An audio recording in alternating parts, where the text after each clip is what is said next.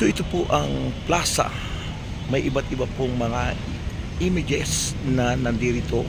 Tulad po ito ng image ng ating Mama Mary. At ito po ang image ng Our Lady of the Rosary. On this day, deepest day of the Rosary, we, the members of Our Lady of the Holy Rosary Academy Alumni Association, together with our families, consecrate ourselves to you. Make our homes shrines of joy, love, and peace. So ito po ang Lipa City, Batangas, mga kaibigan. At dito po tayo sa plaza. Ito po ang simbahan, ang katedral na napakaganda ng Lipa. Ito po ang katedral ng Lipa na may pangalang San Sebastian Parish Church dito po sa Lipa City, na tinatawag po itong katedral. Ito po ang napakagandang malaking plaza na kung saan po maraming mga nakapark na mga sasakyan, at dito po tayo nagpark sa lugar na ito. Sa lugar na ito po nakatakda ang gawain ni Yahweh El Shaddai sa ganap na alas 5 ng hapon dito po sa simbahang ito ng Lipa City. Ito naman ang statue ni San Lorenzo Ruiz, ang ating Filipino saints, na kung saan po dito po siya nakatayo sa harapan ng katedral. Kahit maging 1,000 ang buhay ko, ang lahat ng ito ay iaalay ko kay Kristo, ayon po kay San Lorenzo Ruiz.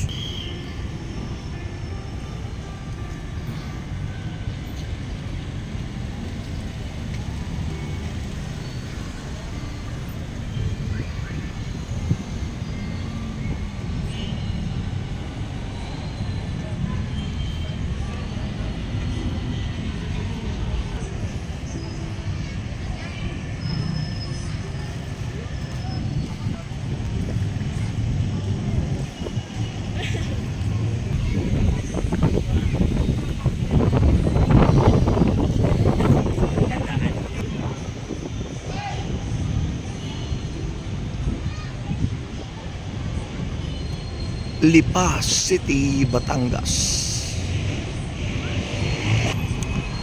Arsobispado ng Lipa unang ipinahayag ng mga Agustinyo ang ebanghelyo sa ngayon lalawigan ng Batangas. 1572 naging bahagi ng obispo ng Maynila. 1579 at Arsobispado ng Maynila noong 1595. Itinatag ang obispado sa pamamagitan ng direktong consistorial Novus Erigiri Ecclesial ni Papa San Feo, ex-sakop ng lalawigan ng Batangas, Laguna, Tayabas at Mindoro, ika-10 ng Abril 1910, at naging katedral ang Lipa. Giuseppe Petrelli Didi, unang obispo, Abril 1910 at Marso 1916. Alfredo Bersosa, unang Pilipinong obispo, at 1916 to 1950 naging arsobispado na binubuo ng lalawigan ng Batangas. Ika-20 ng Hunyo 1972, Alejandro Eulalia, unang arsobispado. Cathedral of Lipa. The parish of Lipa was administered by the Augustinian from 1605 to the end of the 19th century. Lipa, which was located formerly on the shore of Bombon Lake, was destroyed by the eruption of Taal volcano in 1754, but was reconstructed on the present site. This church was built under the supervision of the Reverend Father Benito Baras, USA, parish priest from 1855 to 1894. The Diocese of Lipa was created by Pope Pius X on April 10, 1910. The Augustinians encouraged the intensive cultivation of the cacao and coffee. Ito po ang side the facade of Lipa Cathedral.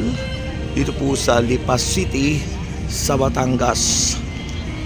Ito po ang Cathedral ng Lipa.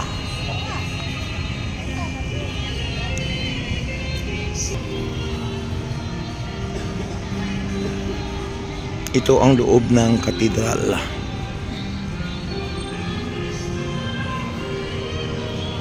Tingnan po natin ang pintuan ng napaka-antik na mga pintuan ng katedral.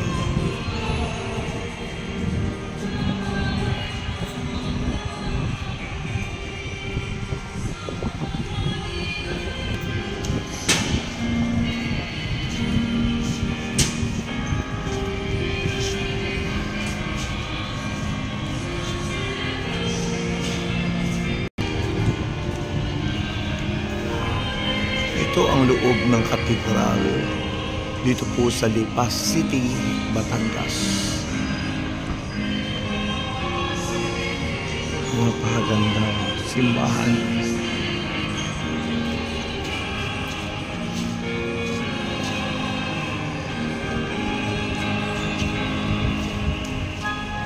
Sa ngalan ng Ama, ng Anak, ng Espiritu Santo.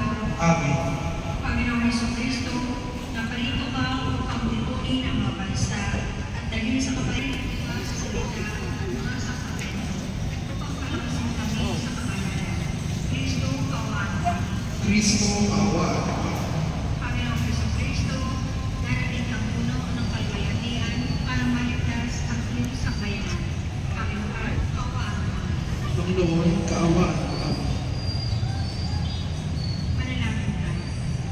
Ama namin mga Kristo, kasama mo at ang Espiritu Santo, magpasawalang hanggan. Amen. Magsiupo ang lahat.